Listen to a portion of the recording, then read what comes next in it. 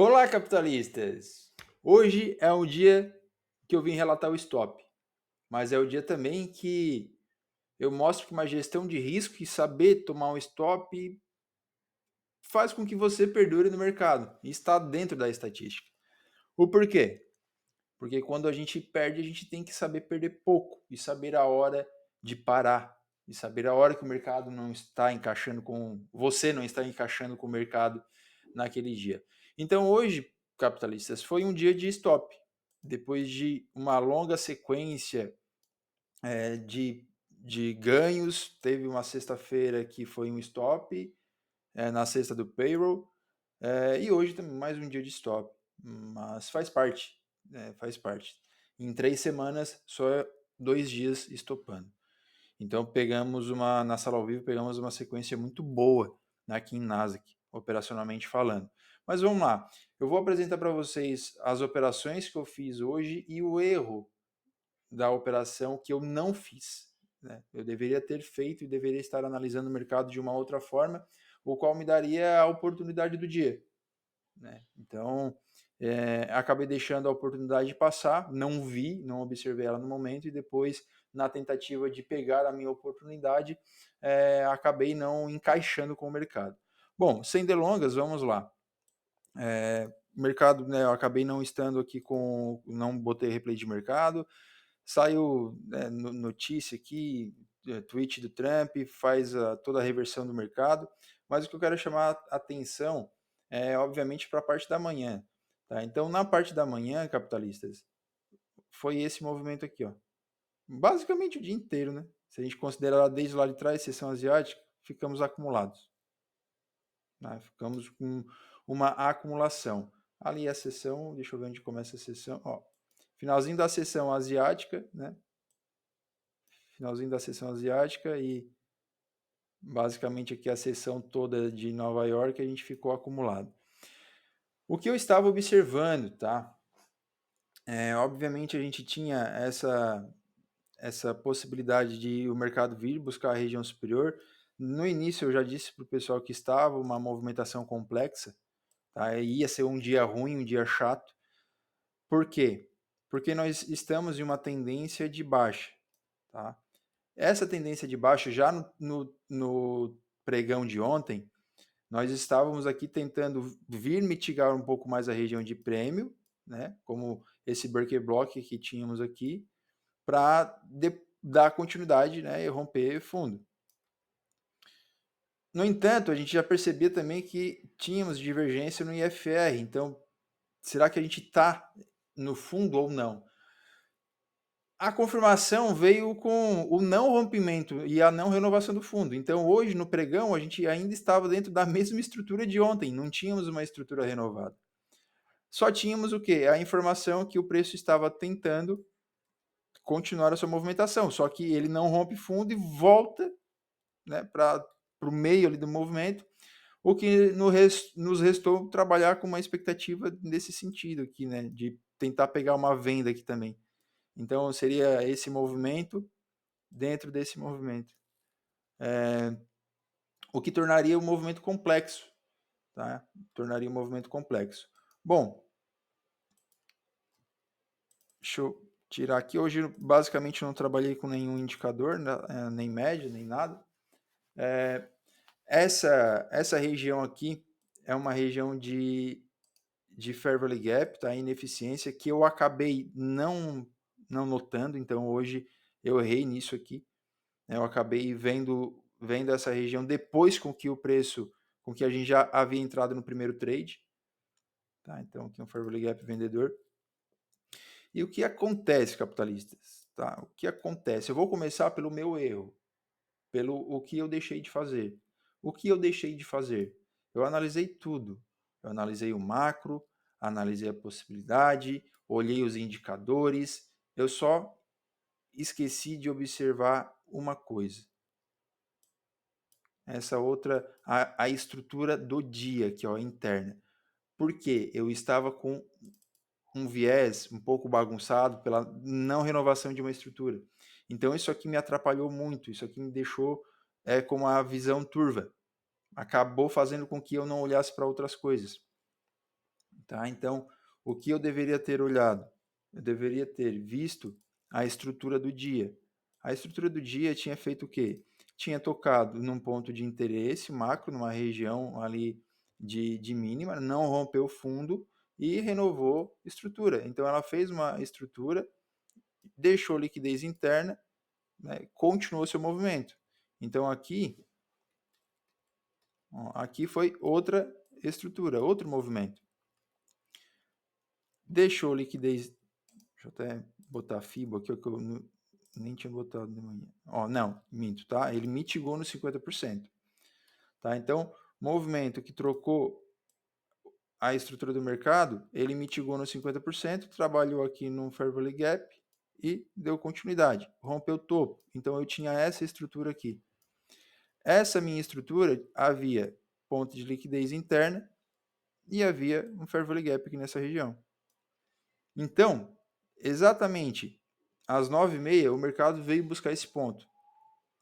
Se ele veio buscar esse ponto, capitalista, se ele está fazendo esse fluxo,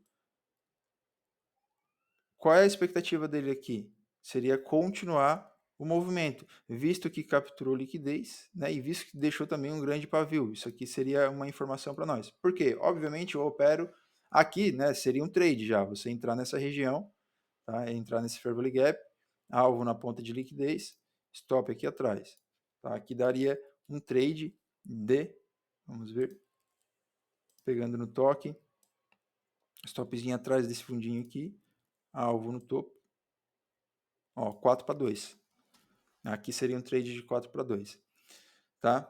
Às 9h30 ele faz esse movimento. Então, ok, se eu estou com esse movimento de alta, né, ele está fazendo aqui um movimento de correção, ele vai mitigar alguma coisa aqui atrás, né, desse último movimento vendedor.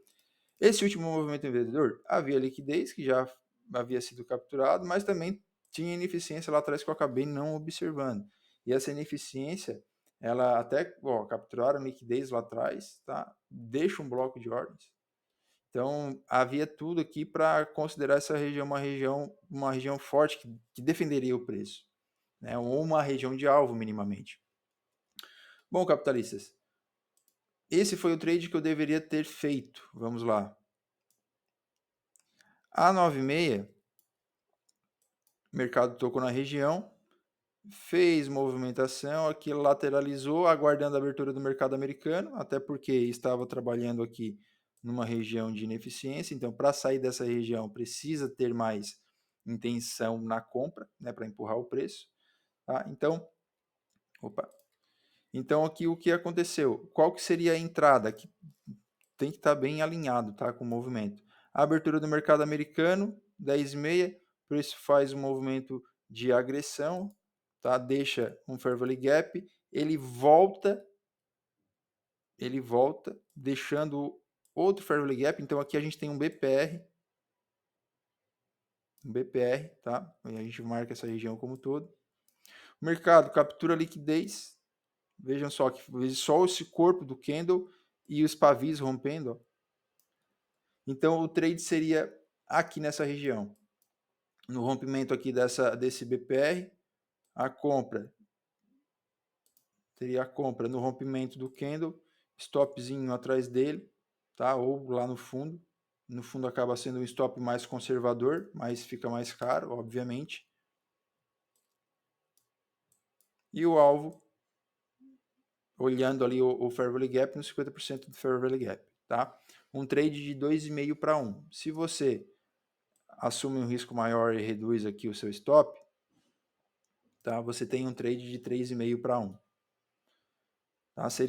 Esse seria um trade do dia, tá? Eu consideraria esse o trade do dia. Vamos lá, agora o que eu fiz, tá? Considerando a continuidade dessa movimentação, tivemos aqui o rompimento dessa estrutura, tá? Então, ele continuou, voltou, trabalhou aonde? Ele buscou aqui a ineficiência. Vamos continuar a tendência, né? A nossa expectativa é buscar o alvo de ontem, que ele não foi atingido ainda. Só que, obviamente, né, meu segundo erro, agora um erro não de trade, né, mas um erro de condução, trade de análise, né, foi não ter observado esse Fair Value Gap lá atrás, que, de fato, poderia o preço segurar nessa região, visto que é um fair gap a favor da tendência principal da estrutura. Né? Então, obviamente, ele faria ali uma defesa, seria uma região aqui de trava. Então, a gente entrou no trade aqui, acabou nos estopando. Quando ele estopa, né, eu observei o preço travando aqui nessa região, aí foi onde eu vi o Fair Value Gap. Quando ele estopa, eu penso o quê? Bom, então agora ele vai continuar a tendência, né? A tendência principal de baixa. Tivemos aqui uma troca de estrutura, mercado caiu, subiu aqui em uma bandeira, basicamente, né? Subiu aqui em uma bandeira, subiu reto, na verdade, né? E aqui eu entrei na ponta compradora. Só que ele fazendo essa bandeira aqui, ó, ele acabou, enquanto ele estava fazendo esse movimento aqui, não ia, também ele acabou me deixando desconfortável. Eu, com o movimento, eu defendi aqui na movimentação e, enfim, vi que o preço não estava desenvolvendo, já defendi o trade, saí dele com um pouquinho de lucro. Bom, como teve essas reações fortes aqui na compra, assim, bom, pessoal, a gente tem uma ineficiência aqui. Se o preço romper ela, talvez vai continuar o movimento de alta, a gente volta a pensar aqui na compra, né? Enfim, que talvez o preço estaria fazendo essa continuidade de movimento. Rompeu bandeira, fez troca de polaridade e assim, bom, agora vai, né? Agora vai, porque tá pegando aqui a continuidade da movimentação, trabalhou na bandeira, né? Continuidade de movimento, então tá todos os astros se alinhando. Nosso alvo estava lá na ponta de liquidez anterior, tá? Um gráfico de 15 minutos. Não. Tava lá na ponta de liquidez, tá? Então o preço poderia vir ali na região, né? Então capturar essa liquidez, depois voltar a subir. Acabou chegando perto, né? Acabou chegando bem perto. O meu stop aqui, eu deixei o stop bem afastado, então ele nem chegou a pagar 2 para 1 nessa região. Só que se eu tivesse feito um stop um pouco mais agressivo, aqui, por exemplo, já teria saído ali com 2 para 1, tá? Enfim, o mercado acabou voltando, me tirou no break-even, identifiquei a continuidade do movimento com um bloco de ordens na parte superior, uma região de liquidez. Bom, aqui talvez seja mais uma tentativa de venda, né, para a continuidade do movimento, já que ele voltou, me tirou no break, acabou me estopando. Né? Então, e aqui à tarde é história. Então, essas operações aí, né, e os meus erros de hoje, capitalistas, foram não de fato analisar o mercado, que criar um viés e pensar que aquilo estava correto, da onde eu deveria analisar um contexto como um todo, né? Ter ali, obviamente, a região macro, mas saber que o mercado se movimenta aqui nas microestruturas, principalmente para nós que fazemos day trade. Porém, por mais que eu tenha errado no dia, foi um erro que ficou totalmente dentro do controle de risco e totalmente dentro da estatística.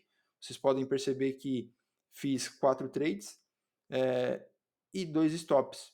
E 2 stops aqui bem curtos, e no dia de hoje, pela complexidade, eu também estava operando com a mão reduzida. Então, a gente saber o momento de aumentar a mão, o momento de reduzir a mão também é muito importante, né? Veja, aqui eu perdi com a mão, com 1/3 da minha mão. Né? Então, os meus 2 stops não foi um stop quando eu tomo de mão cheia.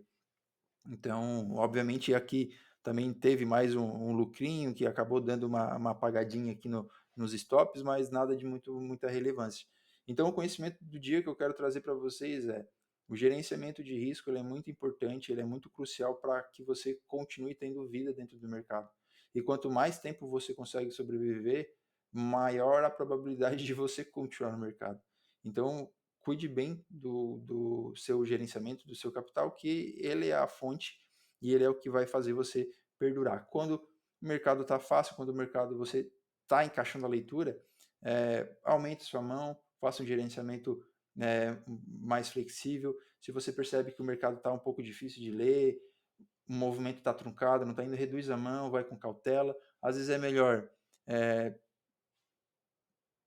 você se ganhar aqui, ganhar pouquinho do que perder grande, né? Se você está com com uma leitura que não está encaixando muito bem. Então é melhor ganhar pouquinho do que perder grande, sempre lembre-se disso, ok? Então obrigado pela sua audiência, espero que esse conteúdo tenha lhe ajudado, lhe agregado na sua vida de alguma forma, e bons trades sempre. Até o próximo vídeo, tchau, tchau.